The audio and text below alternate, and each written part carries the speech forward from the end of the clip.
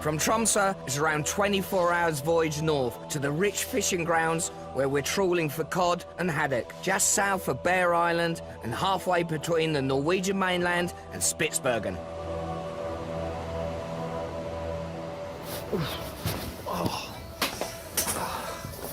Yeah, I've got to get all my fishing gear on. Can't go out there and freeze. And also it's going to be a mucky job, so here we are. This is me onesie, all in one. I asked for one in blue, but they just didn't have it in stock. This is last year's colours. Oh, God. Even Houdini has trouble getting into this one.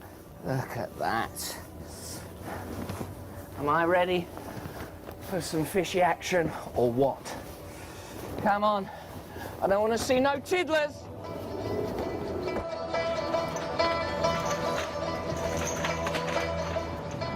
Look at the sea, man. Look at that out there. Oh, that looks wild. Woo. I'm a little bit too close. If I fell in the water with this on, which is like warm, but it's not going to give you much protection against the cold of the sea, I'd last about, they reckon, about 10 minutes in this before I freeze to death, so fingers crossed, yeah? Wow, look at that. 2 nets going out at one time. Oh, here they go. Woo-hoo!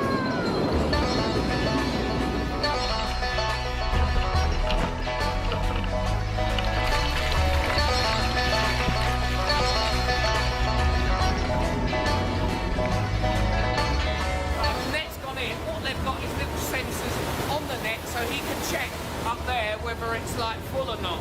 If there's loads, then he'll quickly bring it in, or it might take ages. The thing that I've noticed on this trawler is everything moves. It's like if it's static, it doesn't matter. The sea's bashing it about, and then when you're down on this deck, you've got the ropes, you've got the metal coils, there's bits coming at you, it's shaking. It's like you really got to keep your wits about you and a hard hat on. Oh.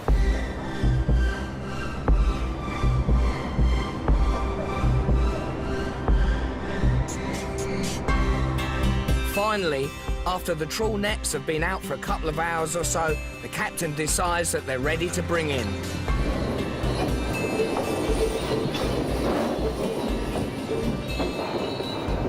Here comes the moment of truth.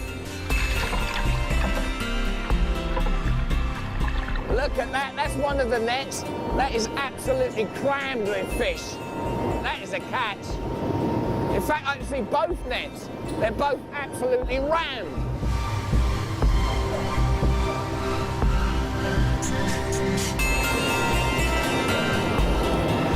Whoa!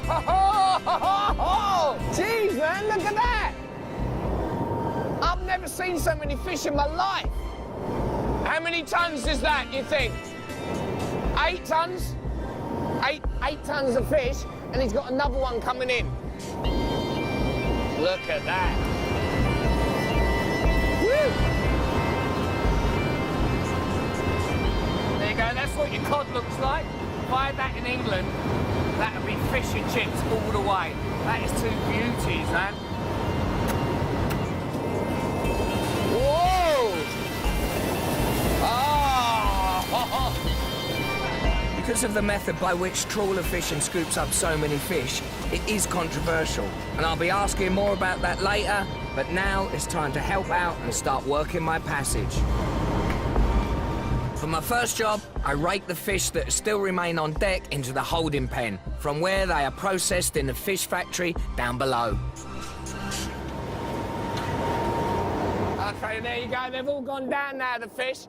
The only downer is, I've got to get down there and start gutting them. This was the easy job.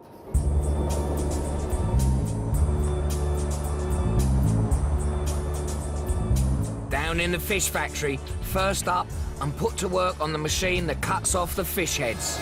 That's an amazing machine, isn't it? I'm shown how to use it by Oscar, the shift foreman. So what do I do? Hold the fish like this, Yeah. and push it so it stops in the fins. Yeah. Okay. Yeah, and it has to be straight. Okay, let's go.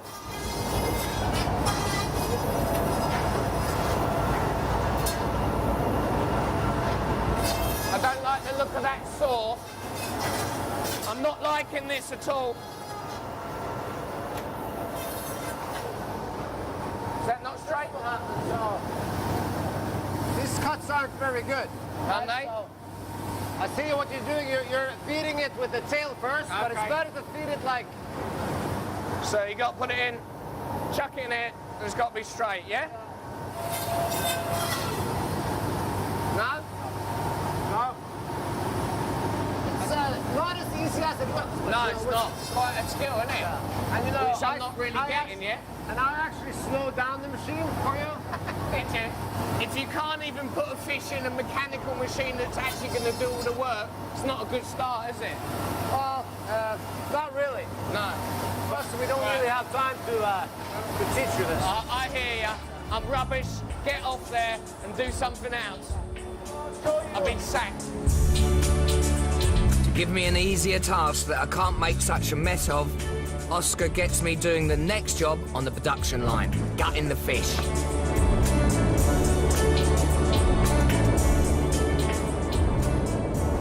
How am I doing? I think you need to work a little faster. This is actually a one-man's job. This is a one-man's job. Yeah. You don't have to have too much skill here. It's more about speed. I think, is this the one that I cut? That looks like one of mine, isn't it? Substandard cutfish, like my one, as well as all the guts and the heads, are pumped overboard, making a feast for thousands of seagulls. They're delighted by all the blood and guts, but I'm certainly not. I'm not sure I'm made out to be a fisherman. Well, maybe not. It's not for everybody, you know. When's tea break? That usually is 3 hours into our shift. 3 hours? I'm getting a bit thirsty. Oh. Shifts on board the trawler are 6 hours on, 6 hours off. 6 hours on, 6 hours off. 24 hours a day, 7 days a week, for weeks on end. It's a really tough job for the 18 crew on board, often in rough seas, but there's no shortage of people wanting to do it. I'll tell you money. It's good money, yeah?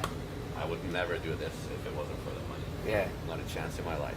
Right, so you get a basic wage, and then you get a percentage of the catch or something? Yeah, yeah. Oh, right, yeah, okay. percentage, cash. Oh, that's good. So if it's a good catch, yeah, how much would you earn in that year? Last year, I had 202 days out at sea, and I made a little bit more than £100,000. Really, £100,000? That's about $150,000 then a year, isn't it? Yeah, that would be around $150,000 a year. If it's a good year. But there are also bad years where you Yeah. earn the half of it. Oh, well, only 75,000, you poor thing. Yeah. How do you survive? Yeah. God, that's good.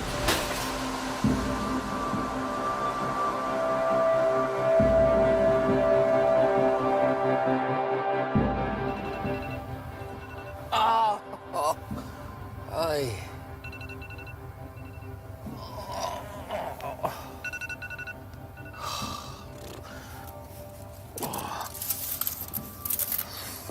Oh, yeah. Ugh. Wow, it's weird getting used to this, like, shift thing, 6 hours on, 6 hours off. But the hardest thing is the 24-hour light. Every time you wake up, you go to bed, any time of the day. Bright sunshine. Whew. Just opening curtains. Oh, there you go, there's the view. Look at that, lovely waves and sea. Endless waves and sea. Sea and waves. Waves. Waves and sea. Waves and sea.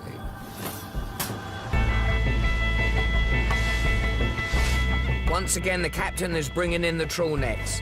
And since I'm not on shift for another hour or so, I grabbed the chance to have a chat with the man in charge. Whew.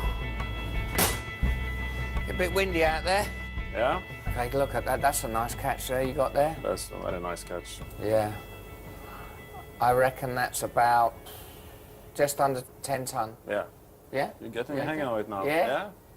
So that's a massive load of fish. You've got trawlers everywhere. Surely there's no fish left in the sea, is there? Oh, plenty more fish in the sea. In Norway, we're doing sustainable fisheries. Yeah. The regulations are good. You have the quotas, Yeah. maximum limit we have to fish each year. So the fish stock has never been bigger, historical big. Yeah, but if you've got a net out there, aren't you just trawling every single thing up, like the small fish or other species? No, that's not true. Because of the regulations, we have fairly big mushes on the trawl. They have to be of a certain size. Yeah. So the small fish go out. Okay. But what about the main complaint? Because your nets are on the bottom of the ground, Yeah. dredging up, so that must be messing up the environment underneath the water. What the scientists I'm talking to have told me that they can't see any huge impact on the bottom. Okay. But who are these scientists? Are they mates of yours, or are they government things, or are they, like, This- you know, this if is they're actually Greenpeace scientists would say one thing, your scientists would say another. Yeah, I guess the picture is more complex than this. It's a good thing that somebody's complaining. Yeah, no, absolutely. We have to have the debate. Yes. Something Yeah. good will come out of it. But this area we've been trolling for the last 40 years still works. We still get fish. The stock is historical high. So we're doing sustainable fisheries. And we're doing it not just for us, but for the next generation and the generation after that. In truth, it's been a fantastic trip, and the captain and crew have been really good to me. Trawler fishing is an extremely tough job, and working out here for weeks on end would be much too hard for a softie like me. But I certainly enjoyed helping out for a few days. Finally, around 600 miles after leaving Tromsø on the northern coast of Norway, we get our first glimpse of land for 5 days. Oh, wow, yay! Look at that, at long, long last. I can get a panoramic view of Spitsbergen for the first time. That is beautiful. Woo!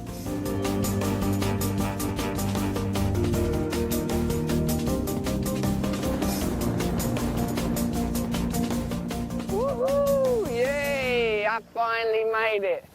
There it is, the most northerly town on the entire planet, Longyearbyen. Oh, yeah, how cool is that, man? Oh, can't believe I'm here.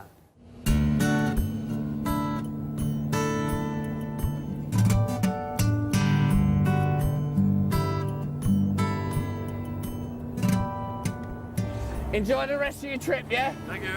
Bye-bye. Thanks for everything. See you later. Woo. Bon voyage.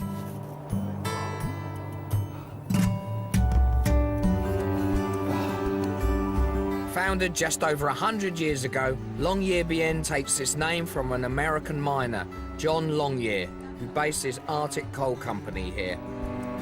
These days, the coal is mostly run out, so the town and Spitsbergen in general now survives on Arctic tourism. In particular, it's one of the best places in the world to see polar bears. As they generally live out on the ice, the best way to see them is by boat, which is what I'll be heading out to do in a couple of hours' time. In the meantime, I've just got enough time to do some shopping in the world's most northerly supermarket. After 5 days on a working boat with no alcohol on board, I can't wait to buy some booze.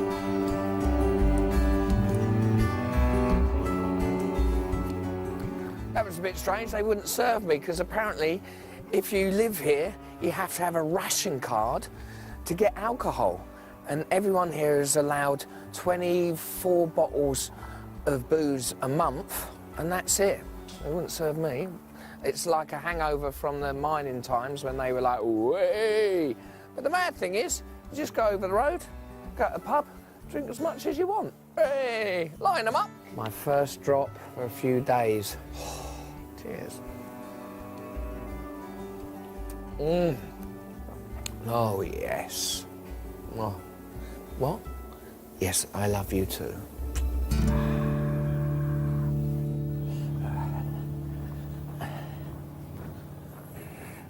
This is the second leg of my journey, and this is my new boat. Look at that. What a fantastic machine that is. Hello there. Permission to come on board. Thank you, sir. My name is Axel. Hi, Axel. Your Ian. expedition leader. Hi, Ian. Right. Nice to have you on board. Yeah, nice to be aboard. This is a beauty, isn't it? Welcome on board. Where's we come through here? Over here. Okay, And then to the left. lovely. Door. Oh, this is lovely. It's so dinky, and I love all this wood everywhere. Here we are. This is my cabin. Ooh. God, it's even smaller than a trawler. Ah. It's like a little miniature room for a miniature man. And I've even got my own porthole to look out of.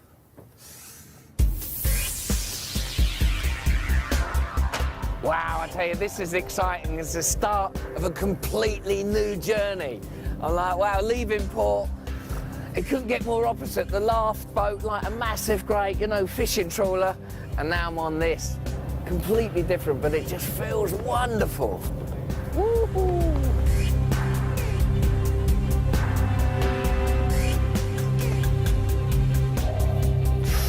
Oh, yes. This is what it's all about.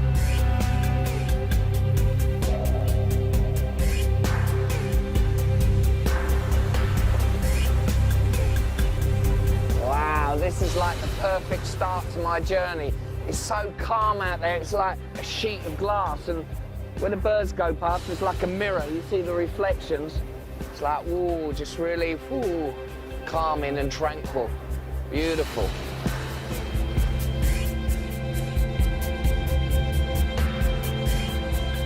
Doesn't take long, however, for things to change. Soon we're out of the calm fjord in rough open water. Wow, that feels weird. Woo-hoo-hoo. Because we're down a deck, we're so close to the waterline, and when the waves go up and down, it's right up to the window. That was like there. Oh, you're like, oh, oh, that's splashing on the glass. Oh, that's a bit spooky, that is. It's like being in a submarine. Whoa, that is brilliant. Under the midnight sun, we travel north through the night, from Longyearbyen, around 100 miles north, up the coast of Spitsbergen to the small settlement of Ny-Ålesund.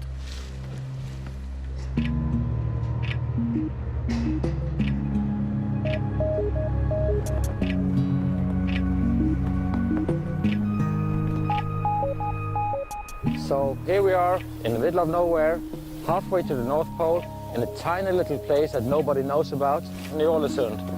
These days, Ny-Ålesund is home to an international group of scientific research stations. But its main claim to fame came a century ago when it was a favourite jump-off point for expeditions trying to get to the North Pole. This here is the head statue of Roald Amundsen, who's a Norwegian explorer, and obviously, as everyone knows, he was famous for getting to the South Pole first, beating Scott, the British explorer, who sadly died on his attempt. But I didn't know, and I found out here, that actually Amundsen was the first man to make it to the North Pole as well.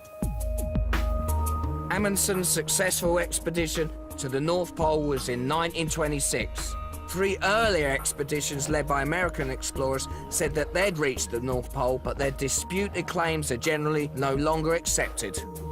And this here is the actual point where Amundsen left to go to the North Pole, but he didn't like go on a dog sled, he didn't like walk across the ice. Incredibly, he went on a massive airship, you know, like one of them huge Zeppelins the Germans had. And that pole there was where it was tied up to. It's mad. Filled with highly flammable and dangerous hydrogen gas, Amundsen's huge 350-foot-long airship set off from Ny-Ålesund with 16 people on board on May the 11th, 1926. With a top speed of 70 miles an hour, it took only half a day to make the historic journey to the North Pole, 750 miles north from Ny-Ålesund.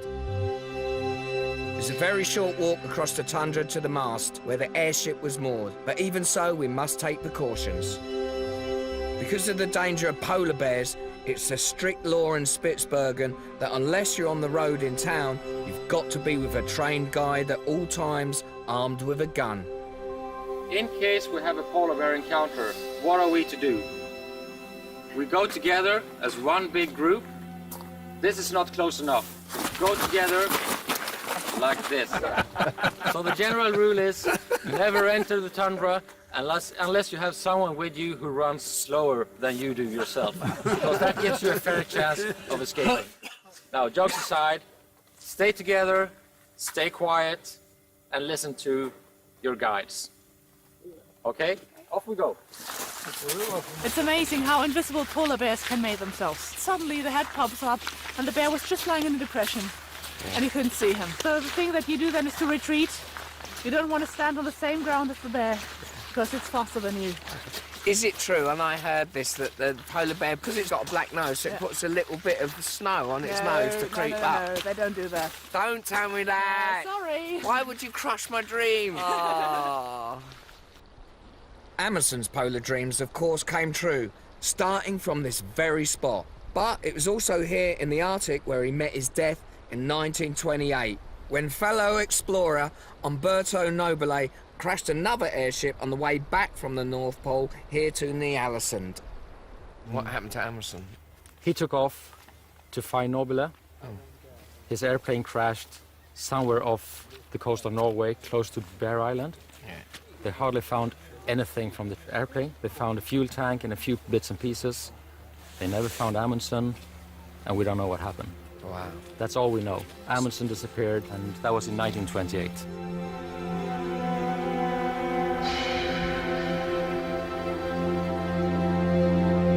It's time to move on, and as we head out of the field from Ny-Ålesund to continue our journey north, the scenery is spectacular.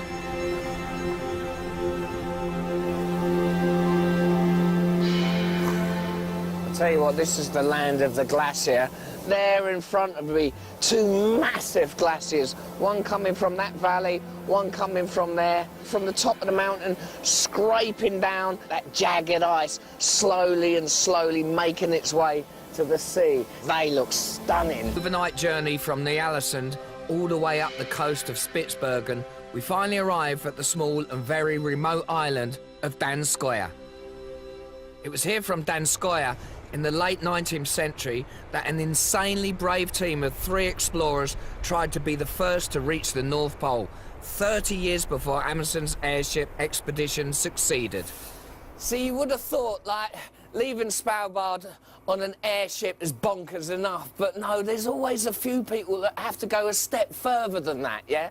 And in 1897, a group of Swedes left that island there in a hot air balloon, hoping that the wind would just take them over to the North Pole. Needless to say, ended in disaster. To learn more about what happened, I head ashore with Axel. Oh, this island's just littered with ruins, isn't it? It is. Wow, what's that bit there? Is that the swimming pool? That's a filter for the hydrogen gas apparatus. Okay. So they made all the gas here? They made a gas here. They brought iron filings and sulfuric acid, and they mixed it, and that thing starts bubbling, and what bubbles is hydrogen gas. So you collect it, you run it through that filter, and then you lead it all the way up to the balloon, which was up there. That just sounds That's your crazy. balloon. And then you just cut the lines and take off to the North Pole. Wow, it's crazy. They were crazy. And then where did the actual balloon take off from then? The balloon was up there. Oh, right. Let's go and have a look. Yeah. So we're right now in the middle of the balloon house. This is where the balloon was. So the monument was built in 1958 in memory of the expedition. Right, but it was this point where the whole balloon took off and went that direction? It went over there, straight in that direction. That's north, I hope. That's north. But that's crazy. So the whole thing relies on the gust of wind taking them north. More or less. You could steer the balloon somewhat, but only to a limited extent. So how far did they get? They stayed in the air for 2 or 3 days, Yeah. and then they crashed on the ice. Why did they crash then? Ice was forming on the balloon, weighing it down so that it couldn't stay in the air. They must have thought about that. They must have thought, hey, it's going to all freeze up, isn't Oh, it? yes, they did. Yeah. And he had this fantastic invention. He had a sheet of silk on top of the balloon. Okay, yeah. So when that was all covered by frost, he tore it down and freed the balloon of all the frost. Yeah, but the next day it's just going to freeze up again, That's isn't it? right. That works once. I shouldn't laugh, I apologise. What a tragedy, that. So, how long did they survive on the ice after the balloon crashed? They survived for 3 months, roughly. Wow. And they managed to make it onto land on White Island. That's a very desolate, remote island. Yeah. And that's where they were found 33 years later. And they found, the 3 bodies were found, the diaries and exposed films, which were brought back home to Sweden and developed. So that's how we have the pictures of what happened. That's incredible. It's a crazy story, but it's a phenomenal one. What an extraordinary tale. No wonder the early hot air balloonists have been nicknamed the Balloonatics. Just across the bay, Axel has something else important that he wants to show me. Over the past century since the balloon took off from here on its doomed journey to the North Pole, the landscape has significantly changed. This glacier used to be a lot bigger. It used to cover the whole bay. The whole bay? Oh yeah, Okay, how long ago was that, though?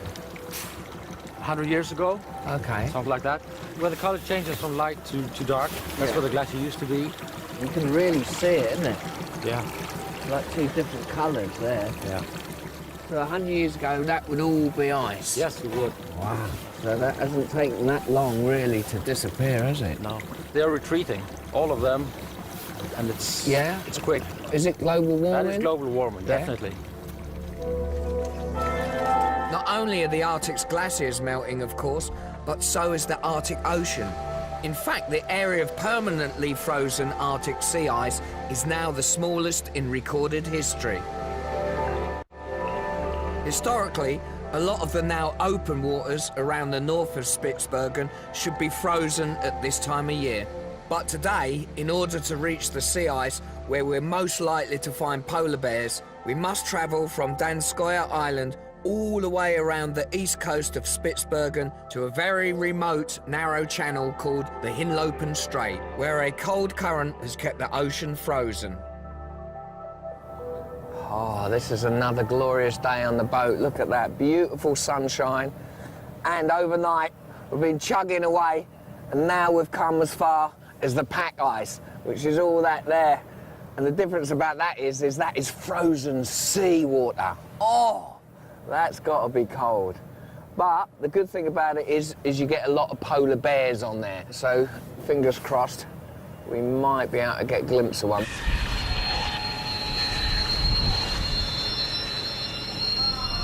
Wow. That's weird, like coming into the ice, of course it's moving the same as the ocean. So it's like the ice is alive, it's like throbbing. Woo, woo. Wow.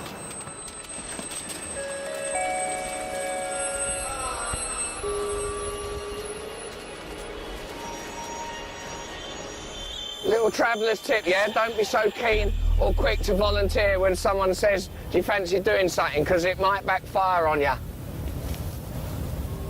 Okay, right, here I go. Oh, the thing is, the whole point of this is to get to the top because you've got a fantastic view all over the pack ice, and that's the best place to spot a polar bear. So if I see it, I'm going to take all the glory.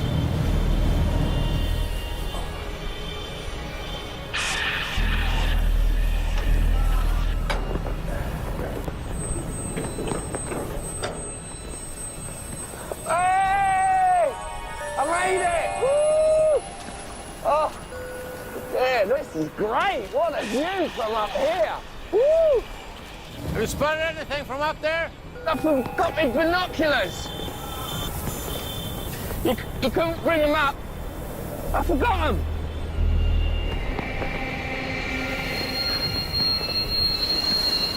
There's nothing out there. Not that I can see. We don't have any luck spotting polar bears from a distance, so the captain decides to take the ship even further into the ice, as far as it will go. The aim is to get as close as possible to any polar bears that might be out there. We're carving away, cracking away through the ice with the hull of the ship. It's all sort of slowed down, and it's quite a weird feeling because you can hear that with the ice going under the hull. It's amazing.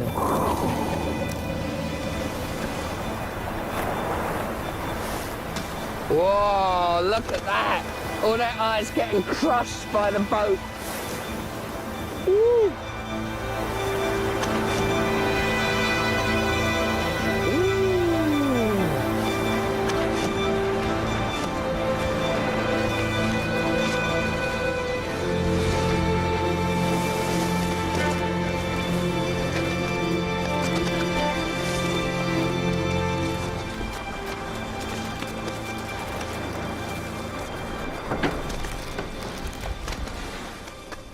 Well, I think that's as far as we go. You can see where the ship tried to crack through the ice. That's the front of the bow there.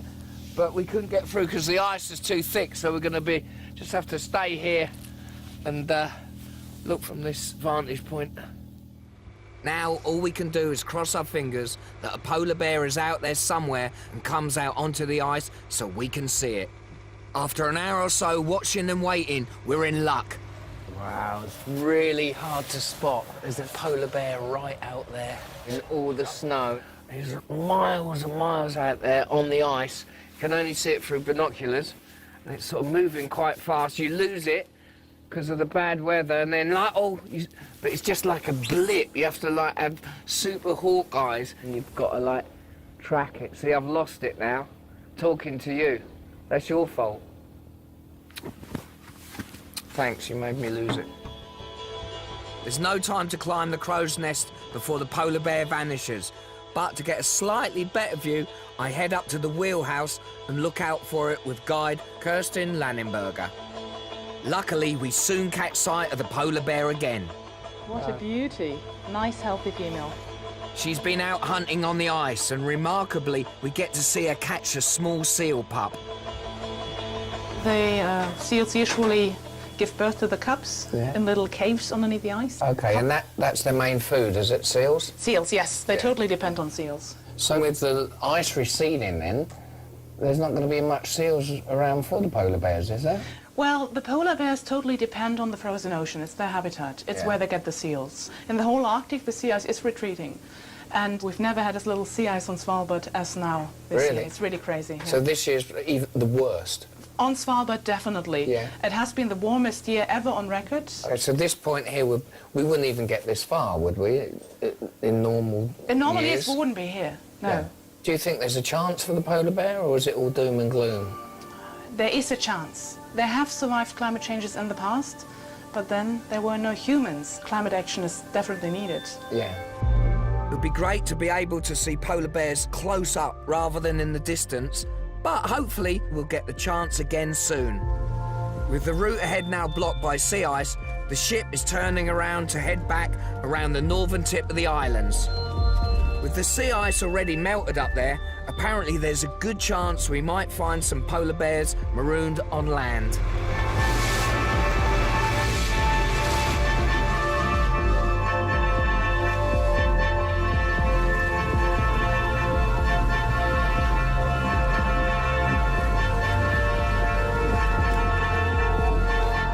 Making the long journey all the way back around the northern tip of Spitsbergen's main island, we finally head into Wood Fjord, which Axel and Kirsten think is a good place to look for polar bears. Once we're inside Wood Fjord's sheltered waters, we anchor up. Then we're off in the Zodiac to get further inshore to take a closer look. Almost immediately, we spot a white shape moving along the shore. It isn't a polar bear, but even so, I'm excited.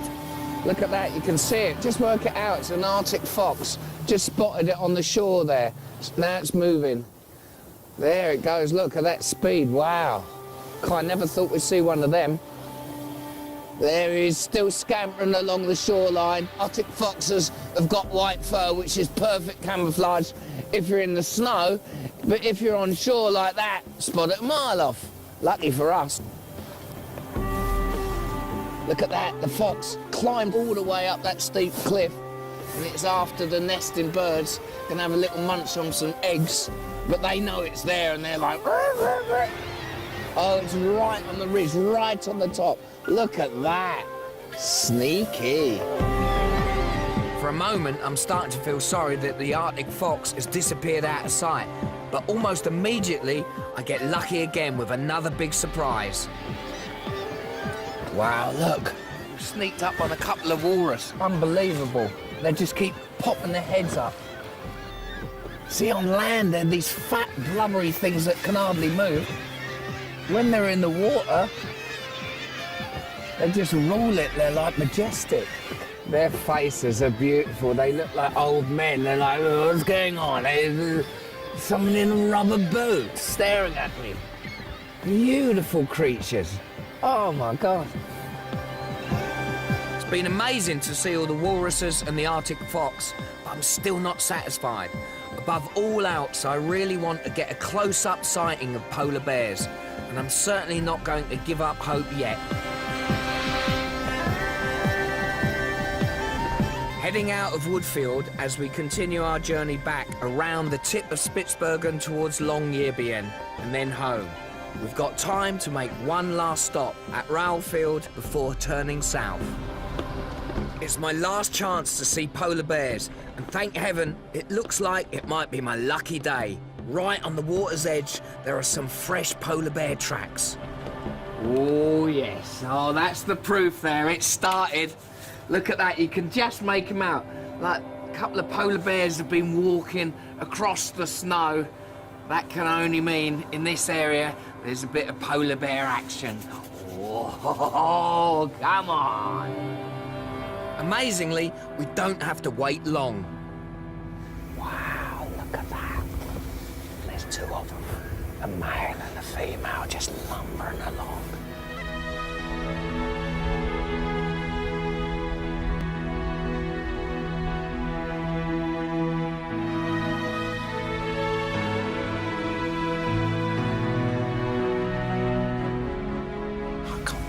Close they are.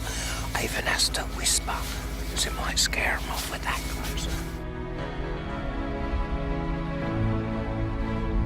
When you first see a creature that big on this earth, you're like, whoa, in awe. It's just a phenomenal feeling. It's almost like a spiritual moment.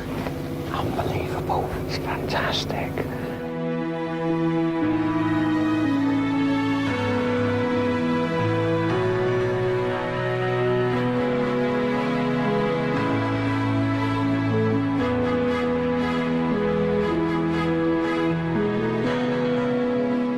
Two polar bears that close, that is fantastic. That doesn't happen often, once in a season.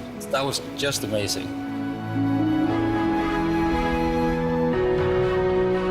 My phenomenal Arctic adventure is nearly over, but there's just one last thing that I need to do in order to help celebrate the end of my journey in style. Axel takes me out on a last Zodiac trip to get what I need. Oh, yeah. Got it. Look at that. That's a beauty. It's like a glass sculpture, isn't it? A couple of thousand years old. Is it? Yeah. Oh, I like that. Yeah. Whew. Leave that down there. Oh, this is the height of decadence. Look at this. Glacier ice, thousands of years old, in your gin and tonic. Oh, cheers. Oh, I could sell this to a Ponzi bar in London and make a fortune. Gin and tonic, sir, yes. Glacier ice, yes. £300, please. Oh, beautiful.